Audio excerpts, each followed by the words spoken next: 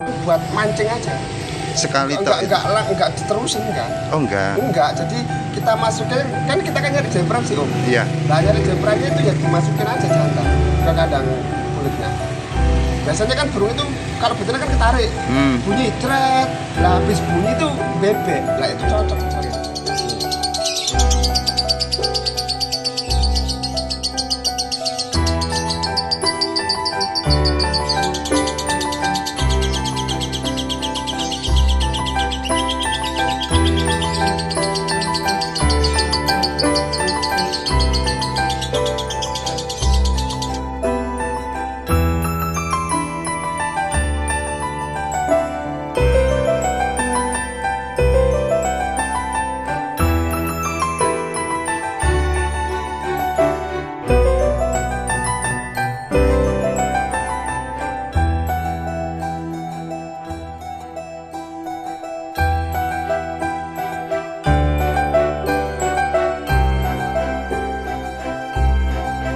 Warahmatullahi wabarakatuh. Baik teman-teman semua, jadi kebetulan di sini saya bertemu dengan Mas Sanjaya ataupun yang terkenal dengan siapa Mas? Raden Sanjaya. Sebenarnya nama aslinya siapa? Nama aslinya Freddy Brada. Freddy Brada. Karena Sanjaya itu marga. Oh marga. Karena saya lihat di Facebook ini kan Mas San sekarang udah berubah nama ini. Udah selamatan Mas San. Nama marga, nama panggung saja ya. Oh gitu, nama viralnya. Nama viralnya. Mas San, terima kasih Mas San sudah mau bermain ke sini ataupun sekedar silaturahmi, sama-sama belajar. Mas San sekarang ngolah jantan atau betina ini? Sama-sama sih Om, jantan betina. Tetap. Tapi sekarang kebanyakan pada bahas masalah betina Mas San. Iya, dan pasar juga lagi banter betina ini. Betina. Aku pengen bahas betina, masalah gigi teruji Mas, atau istilah mentil itu. Kalau menurut Mas Sanjaya itu dari karakter lobet itu sendiri atau bisa dibikin Mas? Kita mengupayakan untuk bisa dibikin, tapi biasanya yang udah berkarakter itu yang lebih cepat. Yang sudah pembawaan ya, dari burungnya itu. Kalau dibikinnya 90% lah bisa. Begitu. Bikin mentil lah. Pola perawatan Mas, kebanyakan kalau dari teman-teman lobet mania kan banyak sekali. Saya yakin dari Mas Sanjaya sendiri juga yakin dari teman-teman ini pasti banyak yang bisa tentang masalah proses penggacoran betina. Lebih mudah Mas San ya. Kalau untuk lobet yang berkarakter sudah berkarakter gigi teruji, itu harus pakai tandem atau jemperan nggak Mas San? Kalau untuk treatment prosesnya dibuat ke mentil sih ya harus pakai itu. Harus. Kalau di gantangan harus pakai jemperan juga. Kalau di gantangan sebenarnya gini sih Om, jemperan itu hanya dipakai itu buat burung agar lebih fokus lagi sebenarnya sih Om. Lebih fokus kerja. Oh gitu. Gitu sebenarnya. Tapi kalau nggak dijemper sih ya lebih, aku kalau disuruh milih lebih enak ya nggak jemper. Nggak jemper. Mas San, kebanyakan lobet betina tipe seperti itu kan masih milih-milih lawan. Burung nanti nggak kerja sebelahnya nggak ikut kerja. Itu kalau menurut Mas San seperti apa Mas? Harus rajin ke gantangan atau ada treatment khusus? Untuk dijalankan ke lapangan? Iya, tipe seperti itu. Kalau tipe jemper Om, sebenarnya gini Om, banyak orang kalau nge-treatment jemper, ngeproses jemper itu kan kita ke gantangan, tempel sana, tempel sini kan gitu sih Om. Tempel burung kuning, tempel burung hijau, tempel burung josan, nyari jemperannya kan seperti itu. Kalau saya kan enggak. Saya tuh kalau bikin jemperan, nyari jemperan, itu ya dari pasangannya. Berarti awalnya dipasangin dulu? Tak masukin jantan. Kita proses burung vector gini. Proses burung vector, kita masukin aja jantan. Bisa dikatakan itu cocok dijadikan jemperan ya dilihat dari waktu kita masukin jantan itu. Ketika dimasukin sama lobet jantan, burung betina ini kan pasti bunyi Om. Kalau cuman asal bunyi jangan dipakai jemper. Biasanya kalau saya yang pakai jemper, betina itu tak masukin jantan, betina itu bunyi, habis bunyi bebek itu udah insya Allah cocok. Oh gitu. Tapi pertamanya tetap melalui proses penggacoran dulu Mas San? Tetap ya? Tetap proses penggacoran, habis tetap proses penggacoran nanti biranya juga main tinggi terus kalau saya. Tetap main tinggi? Pakannya tetap tinggi? Tetap tinggi. Oh gitu. Tetap tinggi. Cuman kalau untuk burung vector, saya biasanya tak kerodong, cuman tak buka. Buka sleting. Buka resleting. Baik. Mas An, kalau untuk tipe lobet betina yang mentil ataupun yang jenengan sampaikan ini kan harus dikasih untulan, awalnya dia narik. Nah setelah narik-narik itu kan lama-lama terjadi nyaman, akur, dia terjadi mapan dengan untulannya, dipisah nggak bunyi. Itu ada treatment khusus, harus disimpan lama untulannya atau harus hanya sekedar awalnya dijadikan satu itu, Mas An? Kalau burung dari untulan terus rewel gitu tahu? Enggak Mas An. Kan lobet betina yang karakter mentil seperti itu jenengan suruh masukin untulan untuk penjodohan itu. Masukin jantannya itu cuman buat mancing aja. Sekali enggak diterusin kan? Oh enggak. Enggak, jadi kita masukin, kan kita kan nyari jempran sih Om. Iya. Nah nyari jemprannya itu ya dimasukin aja jantan ke kandang kulitnya. Biasanya kan burung itu kalau betina kan ketarik, bunyi cret, lah habis bunyi itu bebek, lah itu cocok buat jempran. Lanjut disimpan jauh lagi. Langsung dipisah lagi. Pisah lagi. Pisah lagi, nanti ketemuin di lapangan. Oh di lapangan. Di lapangan. Dan di lapangan pun kita nggak boleh langsung asal gantang, nggak boleh. Kalau bisa ngejauh aja dulu, biar lebih fokus aja burung berdua ini. Gitu. Gitu. Tapi di pedok ketemu Mas An? Di pedok ya nggak ketemu. Nggak ketemu ya, berarti ketemunya di atas itu. Di atas itu. Baik. Kriteria ataupun yang lobet itu untuk kerja di lapangan berarti tidak bisa dari warna ataupun di rumah ketika narik itu nggak bisa. Tetap dicoba di gantangan itu. Tetap dicoba di gantangan. Makanya kebanyakan orang kan ngabisin waktu kan coba burung ini kan gitu. Kalau saya kan langsung ambil patas. Burung bunyi berarti kan ketarik birainya. Ya udah tak masukin aja di jantan itu di kandang burung. Awalnya tadi. Awalnya itu. Kalau cuma sekedar bunyi terus nggak bebek ya nggak tak buat jemper. Harus bebek. Berarti kalau logikanya dia tertarik ya Mas. Tertarik sama itu. Iya, tertarik.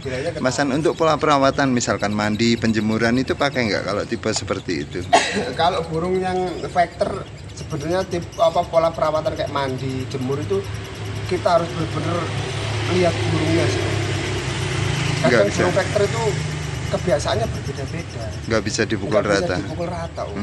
Gitu. Kalau soal rawatan sih saya tetap mengandalkan rawatan sehat ya Om. Perawatan sehat itu kayak dia kalau butuh mandi ya mandi, dia kalau butuh jemur ya jemur. Kita lihat kondisinya juga. Tapi poinnya Mas An tetap bermain tipe seperti itu pakannya pakan kencang. Kalau sudah enak sudah jadian enggak? Oh enggak. Untuk awal-awalan. Untuk awalan aja, untuk narik awalan aja. Di rumah itu harus punya satu atau banyak nggak masalah Mas? Banyak saya nggak masalah. Tipe seperti itu dengar burung lain nggak masalah. Asal nggak dengar jantan yang tadi itu. Oh yang buat cas tadi. Buat ini jemper tadi. Jangan sampai denger lah. Apalagi Om ya jantan betina vector yang pernah dikawin sama jantan, terus di rumah sampai dia denger itu yang bahaya. Gitu. Jadi jangan sampai kedenger jantan jemperannya, jangan sampai kedenger jantan yang pernah ngawin dia itu jangan. Bahaya Om. Baik Mas An. Kalau durasi Mas An sendiri untuk pemilihan materi harus cari materi yang panjang atau bisa diolah sih Mas? Bisa diolah Om. Bisa diolah ya? Bisa diolah. Kalau betina bisa diolah. Kalau Mas An, terapinya umbaran, mandi kuyup? Ini gini Om ya, aku kalau jawab soal manjangin durasi ini sebenarnya pro kontra Om. Pro kontra. Mau percaya mau tidak. Kalau saya manjangin durasi betina, tak biarin bunyi. Tak los ke. Tiap hari. Pokoknya dia sendirian dan tak los ke bunyinya. Setelah melalui proses penggacoran. Setelah mengalami proses penggacoran. Oh gitu. Ya. Jadi burungnya tak los ke bunyi. Jadi menurutku yang saya alami Om, pengalamanku manjangin durasi ya yang paling bener, yang paling bagus ya dibiarin bunyi, di-los kayak bunyinya di rumah. Tapi tanpa harus ada pemancing. Oh gitu. Tanpa harus dipancing. Kalau faktor kegantangan Mas An, pengaruh nggak Mas? Kalau kita sering kegantangan, pengaruh. Durasi pengaruh juga. Tapi kalau yang nggak punya duit kegantangan, kasarannya nggak ada waktu kegantangan kan kita ngelosin bunyi di rumah Om. Oh gitu. Itu treatment terbaik untuk manjangin durasi. Kalau mental Mas An di rumah diatur dengan cara seperti apa Mas An? Untuk mental betina tipe seperti itu. biasanya di single kan bocor-bocoran. Nanti setelah dia dapat tandem ataupun jemperan itu di rumah, jenengan ada proses mental lain? Enggak sih Om, kalau soal mental itu tetap melatih di lapangan sih Om. Tetap melatih. Tetap melatih di lapangan sih Om. Sebenarnya ada masanya nggak Mas? Lobet itu ketika sudah rajin bunyi, ada masanya dia akan jalan sendiri di lapangan, ada nggak Mas? Dengan seiring waktu kita jalan ke gantangan. Kalau masa aktifnya betina ada. Kalau untuk masa seperti itu nggak berani jawab ya Om, karena ya apa ya, masa kapan dia jalan lapangan itu kita nggak bisa prediksi. Tapi kalau masa aktifnya kita bisa prediksi. Oh gitu. Masa aktifnya burung udah jadi nih, masa aktifnya betina ini sampai kapan kita bisa prediksi. Oh gitu. Baik. Karena betina itu pasti rewel, pasti. Udah jadi, udah enak, itu pasti rewel. Karena lagi. Kan betina nggak bisa ngelepas birahi melalui kawin. Oh gitu. Beda dengan jantan. Kalau jantan kan harus ngelepas birahi lewat kawin. Kalau betina kan nyimpen birahi. Untuk solusinya ganti untulan. Solusi sebenarnya kita solusinya sampai dia nggak sampai rewel itu nggak bisa. Tapi kalau untuk memperpanjang jangka panjang rewelnya itu bisa. Dalam arti biar nggak rewel gitu loh, itu bisa. Gitu. Caranya seperti apa Mas? Ya dijaga birahinya. Oh dijaga. Dijaga. Di rumah harus benar-benar dijaga birahinya. Kalau kasarnya gini Om, burung betina yang udah jalan lapangan, yang udah enak di lapangan, yang udah nguji di lapangan, itu benar-benar dijaga di rumah. Dari segi birahi itu penting banget. Kalau Mas Sanjaya sendiri jaga birahinya? Enggak bunyi. Oh direda. Iya diredam, enggak bunyi. Meskipun burung single, gimana caranya dia nggak bunyi? Karena kalau burungnya udah jadi, sekali dia bunyi mesti bawa birahi.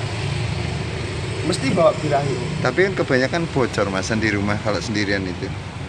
Ya resikonya di situ. Kita sebagai yang megang burung ya harus.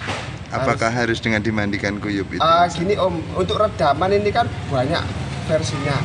Kalau dimandikan bisa masih bocor ya kita kasih untulan paut. Kalau dikasih untulan paut masih bocor, dikasih untulan jantan yang bukan jemperannya. Gimana caranya dia nggak bunyi? Intinya seperti itu. Kembali lagi sang pemilik. Kembali lagi Om, sampai kadang juga orang tanya Mas ini gimana burung vector?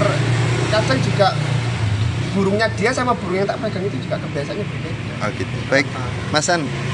Berarti yang menjadi menjadi poin dari Masan ini kalau dari lobet yang bukan karakter gigit tetap dengan pakan kencang itu. Tetap Om, saya mesti pakai pakan kencang, tak kerodong, tak buka itu, tak hadapin satu sisi, nanti lama-lama gigit sendiri. Tanpa mandi jemur. Tanpa mandi jemur. Proses penggajaran awal. Proses penggajaran awal. Baik, cuman tetap Om ya, mandi sama jemur ini kita butuh, tapi bukan wajib. Untuk prosesnya dulu Om, itu butuh tapi nggak wajib. Timingnya ada sendiri? Ya, timingnya ada sendiri. Kapan itu Mas? Ya kalau kita butuh ya lihat dari kondisi burungnya Om. Tetap kita sebagai yang megang burung harus ngerti kapan waktunya dimandikan. Kalau Masan? Kalau aku ngeliatnya sih dari body sih. Bodinya? Kalau bodinya udah kadang biasanya sehari ini bunyi atau enggak. Kalau sehari bunyi sekali, sebelumnya bunyinya berkali-kali ya itu tak mandikan. Mandikan. Ngefreshin aja. Tiap malam atau pagi? Kalau aku sore. Sore aja. Baik Masan, terima kasih untuk waktunya, informasinya. Ini nanti saya lanjut step yang dari awalnya proses single sampai bikin lobet itu karakter gigi teruji sampai bisa ke konslet Masan. Insya Allah. Matur nuwun Masan. Assalamualaikum.